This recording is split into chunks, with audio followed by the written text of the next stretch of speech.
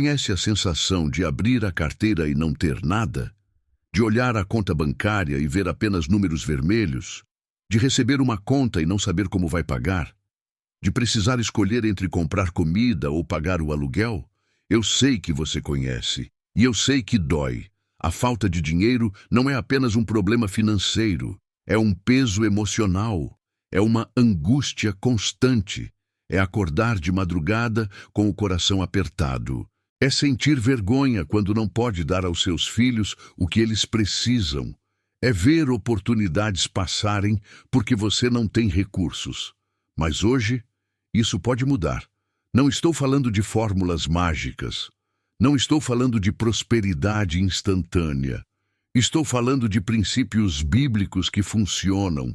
Estou falando de um Deus que promete suprir todas as suas necessidades. Filipenses 4,19 declara: "E o meu Deus, segundo a sua riqueza em glória, há de suprir em Cristo Jesus cada uma de vossas necessidades." Cada uma, não algumas, não só as espirituais. Cada uma das suas necessidades, incluindo as financeiras. Conheci um homem que estava desempregado há 6 meses. As contas se acumulavam. A despensa estava vazia. Ele tinha 3 filhos para alimentar e não sabia o que fazer. Um dia, ele se ajoelhou e disse: "Senhor, eu não aguento mais. Eu preciso de um milagre." Sabe o que aconteceu? No dia seguinte, um antigo colega ligou oferecendo um emprego. Não era coincidência. Era Deus respondendo à oração de um homem desesperado. Mas deixe-me ser honesto com você. Deus não abençoa a preguiça. Ele não multiplica a irresponsabilidade. Ele não prospera quem não está disposto a trabalhar e a obedecer seus princípios. 2 Tessalonicenses 3:10 é claro: "Se alguém não quer trabalhar, também não coma." Deus espera que você faça a sua parte. Mas quando você faz, Ele faz a parte dele, que é infinitamente maior. Talvez você esteja pensando: "Mas eu trabalho duro e ainda assim não consigo sair do lugar. Eu faço tudo certo e o dinheiro nunca é suficiente." Deixe-me perguntar algo. Você tem honrado a Deus com suas finanças? Malaquias 3:8-10 faz uma pergunta poderosa: roubará o homem a Deus? Todavia, vós me roubais e dizeis: em que te roubamos? Nos dízimos e nas ofertas. Com maldição sois amaldiçoados, porque a mim me roubais, vós, a nação toda. Trazei todos os dízimos à casa do tesouro, para que haja mantimento na minha casa. E provai-me nisto, diz o Senhor dos Exércitos, se eu não vos abrir as janelas do céu e não derramar sobre vós bênção sem medida. Leia isso de novo. Deus diz que quando você não devolve o dízimo, você está roubando dele. E a consequência é maldição financeira. Mas quando você obedece, quando você traz o dízimo, Deus promete abrir as janelas do céu e derramar bênção sem medida. Eu sei o que você está pensando. Mas eu mal tenho dinheiro para comer. Como vou dar o dízimo? A pergunta correta é: como você pode não dar? Se você está em dificuldade financeira e não está dizimando, você está tentando prosperar sob maldição. É impossível. Veja o exemplo da viúva de Sarepta em 1 Reis 17. Havia uma grande fome na terra. Ela tinha apenas um punhado de farinha e um pouco de azeite. Comida suficiente para uma última refeição para ela e seu filho, e depois morreriam de fome. Elias chegou e pediu que ela fizesse primeiro um bolo para ele. Imagine a ousadia disso. Ela estava morrendo de fome e o profeta pediu que ela desse primeiro a ele. Mas sabe o que aconteceu? Ela obedeceu. E a Bíblia diz: a farinha da panela não se acabou e o azeite da botija não faltou, segundo a palavra do Senhor. Ela deu na falta e Deus multiplicou. Não foi lógico. Não fez sentido financeiro, mas foi obediência e Deus honrou. Provérbios 3, 9 e 10 promete: Honra ao Senhor com os teus bens e com as primícias de toda a tua renda, e se encherão fartamente os teus celeiros, e transbordarão de vinho os teus lagares. Honra ao Senhor com os teus bens, não com o que sobra, com as primícias, com o primeiro. E a promessa, celeiros fartos, abundância. Mas deixe-me te dizer algo mais. Dízimo não é apenas sobre dinheiro, é sobre confiança. Quando você dizima, você está dizendo: Senhor, eu confio que tu vais cuidar de mim com os 90% mais do que eu cuido com os 100%. E sabe de uma coisa? Ele cuida. Talvez você tenha dívidas, muitas dívidas, e você pensa: primeiro eu preciso sair das dívidas, depois eu começo a dizimar. Errado. Você nunca vai sair das dívidas sem a bênção de Deus. Você precisa começar a obedecer agora, e então Deus vai te mostrar o caminho para sair das dívidas. Romanos 13:8 nos ensina: a ninguém fiqueis devendo coisa alguma, exceto o amor. Deus não quer que você viva endividado. Ele quer te libertar. Mas para isso, você precisa fazer as coisas do jeito dele. Pense em José no Egito. Ele passou por prisão, por acusações falsas, por anos de sofrimento. Mas quando Deus o exaltou, ele se tornou governador de toda a terra e administrou a economia de uma nação inteira durante uma crise. Deus pode fazer o mesmo com você. Ele pode te dar sabedoria para administrar o pouco. E quando você é fiel no pouco, ele te confia o muito. Lucas 16:10. Quem é fiel no pouco também é fiel no muito, e quem é injusto no pouco também é injusto no muito. Se você não consegue administrar R$ 100, como Deus vai te confiar 10? 000? Você precisa aprender a ser fiel com o que você tem agora. Talvez você gaste mais do que ganha, compra por impulso, vive no cartão de crédito, não tem controle financeiro e depois reclama que Deus não te abençoa. Deus não vai abençoar irresponsabilidade. Ele espera que você seja sábio, administrador fiel, planejador. Provérbios 21:5 diz: os planos do diligente levam à abundância, mas todo apressado, somente a penúria. Diligência, planejamento. Não é apenas orar e esperar que o dinheiro caia do céu. É orar e agir com sabedoria. Mas aqui está a boa notícia. Quando você alinha sua vida financeira com os princípios de Deus, ele se move a seu favor de maneiras que você nem pode imaginar. Lembra da multiplicação dos pães em João 6? Havia uma multidão com fome. Tudo o que tinham eram 5 pães e 2 peixes. A oferta de um menino. Não era suficiente nem para o menino, mas ele deu. E Jesus pegou aquela oferta ridiculamente pequena e alimentou 5.000 homens, além de mulheres e crianças. E ainda sobraram 12 cestos. Deus multiplica o que você coloca nas mãos dele. Não importa quão pouco seja, quando você dá, quando você obedece, ele multiplica. Lucas 6:38. Dai e dar-se-vos-á. Boa medida, recalcada, sacudida, transbordante, generosamente vos darão. Porque com a medida com que tiverdes medido, vos medirão também. A medida que você usa para dar é a medida que Deus usa para te devolver. Se você dá com generosidade, ele devolve com generosidade. Se você dá com mesquinhez, não espere abundância. Talvez você precise mudar sua mentalidade. Sair da mentalidade de escassez e entrar na mentalidade de abundância. Deus não é pobre. Ele é dono de tudo. Salmo 24:1. Do Senhor é a terra e a sua plenitude, o mundo e os que nele habitam. Tudo pertence a ele, e você é filho dele. Você tem direito à herança. Romanos 8:17. Ora, se somos filhos, somos também herdeiros, herdeiros de Deus e co-herdeiros com Cristo. Co-herdeiros com Cristo. Você tem acesso às riquezas de Deus, não para desperdiçar, não para egoísmo, mas para viver com dignidade e ser bênção para outros. Você sabe, há uma história na Bíblia que mudou completamente minha forma de ver as finanças. É a história da viúva pobre e o azeite em 2 Reis 4. Essa mulher estava desesperada. Seu marido havia morrido deixando dívidas enormes. Os credores estavam vindo para levar seus 2 filhos como escravos para pagar a dívida. Ela não tinha nada, apenas um pouco de azeite.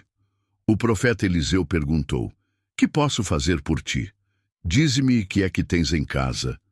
Ela respondeu: "Tua serva não tem nada em casa, senão uma botija de azeite."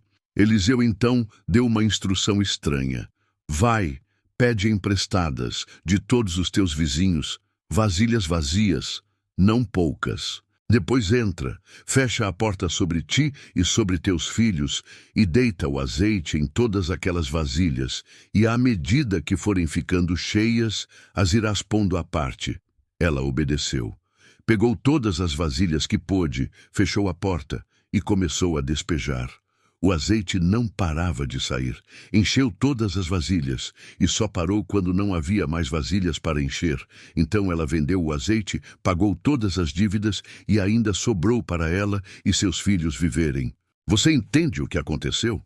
O milagre financeiro foi limitado apenas pela capacidade dela de receber. Se ela tivesse pegado mais vasilhas, teria recebido mais. Deus quer te abençoar financeiramente, mas você precisa estar pronto para receber. Você precisa ter vasilhas de fé, obediência, preparo, sabedoria. Se você vive reclamando, dizendo: "Eu sou pobre, nunca vou prosperar, dinheiro não é para mim", você está limitando o que Deus pode fazer. Provérbios 18:21 diz: "A morte e a vida estão no poder da língua. O que bem a utiliza come do seu fruto." Pare de decretar pobreza sobre sua vida. Comece a declarar as promessas de Deus. Comece a falar: "Deus é meu provedor. Ele supre todas as minhas necessidades. Não mais faltará dinheiro em minha casa." Mas deixe-me ser claro: declarar não substitui trabalhar. Você não pode ficar em casa declarando bênçãos enquanto recusa oportunidades de emprego. Fé sem obras é morta. Tiago 2,17. Assim também a fé, se não tiver obras, por si só está morta. Você precisa orar e trabalhar, buscar a Deus e buscar oportunidades, confiar em Deus e ser responsável. Talvez você esteja desempregado e se sente sem esperança. Deixe-me te dizer: Deus pode abrir portas que nenhum homem pode fechar. Apocalipse 3:8. Eis que tenho posto diante de ti uma porta aberta, a qual ninguém pode fechar. Ore por portas abertas, mas também bata em portas. Envie currículos. Faça networking. Qualifique-se. Faça sua parte. Você quer saber por que algumas pessoas prosperam e outras não? Não é sorte, não é apenas bênção. É obediência aos princípios. Deuteronômio 28 lista as bênçãos da obediência. Se ouvires atentamente a voz do Senhor, teu Deus, tendo cuidado de guardar todos os seus mandamentos, o Senhor teu Deus te porá muito alto sobre todas as nações da terra. Se deres ouvidos à voz do Senhor teu Deus, virão sobre ti e te alcançarão todas estas bênçãos. Obediência atrai bênção. Quando você vive de acordo com a palavra, quando você honra a Deus, quando você é fiel nos dízimos e ofertas, quando você trabalha com diligência, quando você administra bem, Deus não tem escolha a não ser te abençoar. É a lei dele. Mas também há maldições para a desobediência.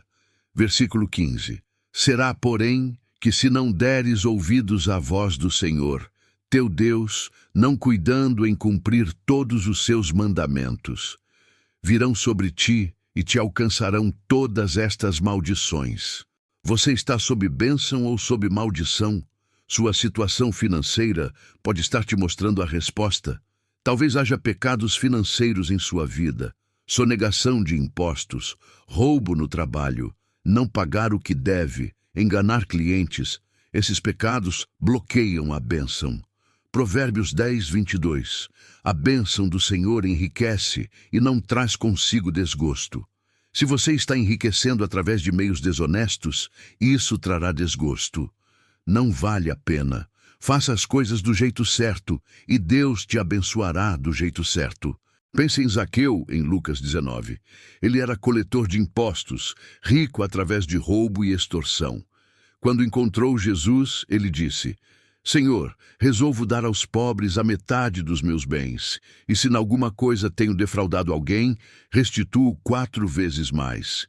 Ele restituiu. Ele corrigiu seus caminhos, e Jesus disse: Hoje houve salvação nesta casa. Se há dívidas não pagas, pague. Se há restituições a fazer, faça. Limpe sua consciência financeira e Deus limpará seus caminhos. Agora, deixe-me te dar princípios práticos para a prosperidade. Dízimo primeiro, sempre, antes de qualquer conta.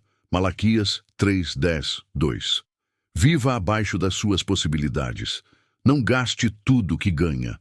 Poupe. Provérbios 21:20. Tesouro desejável e azeite há na casa do sábio, mas o homem insensato os desperdiça. Saia das dívidas o mais rápido possível, especialmente dívidas de consumo. Provérbios 22:7. O rico domina sobre o pobre, e o que toma emprestado é escravo do que empresta. Isso. Trabalhe com excelência, como se estivesse trabalhando para Deus, não para homens. Colossenses 3:23. Tudo quanto fizerdes, fazei-o de todo o coração, como para o Senhor e não para homens. 5. Seja generoso. Ajude os necessitados. Provérbios 19:17. Ao Senhor empresta o que se compadece do pobre, e ele lhe pagará o seu benefício. 6. Planeje. Tenha orçamento. Saiba para onde seu dinheiro está indo. Lucas 14:28. Qual de vós, pretendendo construir uma torre, não se assenta primeiro para calcular a despesa e verificar se tem os meios para a concluir? Esses princípios funcionam, não da noite para o dia, mas com consistência, com fé, com obediência. Você verá mudanças. Eu quero orar com você agora. Vou te guiar em uma oração poderosa de quebra de maldição financeira e declaração de bênção. Esta oração pode mudar sua situação. Se você tem dívidas, traga-as diante de Deus agora. Se você não tem dinheiro, traga essa necessidade. Se você tem sido desobediente nos dízimos, confesse agora. Deus está pronto para perdoar e abençoar. Oração de quebra de maldição financeira e prosperidade. Pai Celestial, eu venho até Ti em nome de Jesus Cristo. Senhor, Tu és meu provedor. Tu és dono de tudo, e eu reconheço que sem Ti nada posso fazer. Senhor, eu confesso que nem sempre tenho honrado a Ti com minhas finanças. Muitas vezes gastei sem sabedoria. Muitas vezes não dizimei como deveria. Muitas vezes vivi acima das minhas possibilidades. Perdoa-me, Senhor. Eu confesso também os pecados financeiros dos meus antepassados. Se houve roubo, desonestidade, avareza, eu quebro isso agora em nome de Jesus. Eu declaro que minha família não viverá mais sob maldição financeira. Senhor Jesus, pela Tua cruz, Tu me libertaste de toda maldição.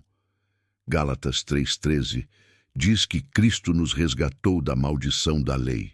Então hoje eu reclamo essa promessa.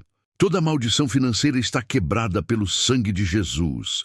Eu quebro o espírito de pobreza, eu quebro o espírito de dívida, eu quebro o espírito de escassez. Em nome de Jesus, saiam da minha vida e da minha casa. Senhor, a partir de hoje, eu me comprometo a ser fiel nos dízimos e ofertas. Eu vou trazer o dízimo à tua casa. E eu creio na tua promessa de Malaquias 3:10, que tu abrirás as janelas do céu e derramarás bênção sem medida sobre mim. Eu me comprometo também a viver com sabedoria, a trabalhar com diligência, a administrar bem o que tu me deres, a sair das dívidas, a poupar, a ser generoso. Senhor, abre portas de emprego, abre portas de oportunidades, abre portas de negócios, dá-me favor com as pessoas, dá-me sabedoria para tomar boas decisões financeiras. Eu decreto que não mais faltará dinheiro em minha casa. Filipenses 4:19. Promete que meu Deus suprirá todas as minhas necessidades segundo suas riquezas em glória. Eu creio nisso. Eu decreto prosperidade. Eu decreto abundância. Eu decreto que meus celeiros se encherão fartamente, conforme Provérbios 3, 9 e 10. Eu sou abençoado na cidade e no campo, abençoado na entrada e na saída. Meu cesto e meu armazém são abençoados. Tudo o que minhas mãos tocarem prosperará. Deuteronômio 28. Senhor, faz como fizeste com José, que mesmo vindo de prisão, tu o colocaste como governador, e ele administrou a economia de uma nação. Faz como fizeste com a viúva do azeite, que de uma pequena botija tu multiplicaste para encher todas as vasilhas. Faz como fizeste com a viúva de Sarepta, que a farinha e o azeite não se acabaram durante toda a fome. Eu creio em milagres financeiros. Eu creio em provisão sobrenatural. Eu creio que tu és Jeová Jiré, o Senhor que provê.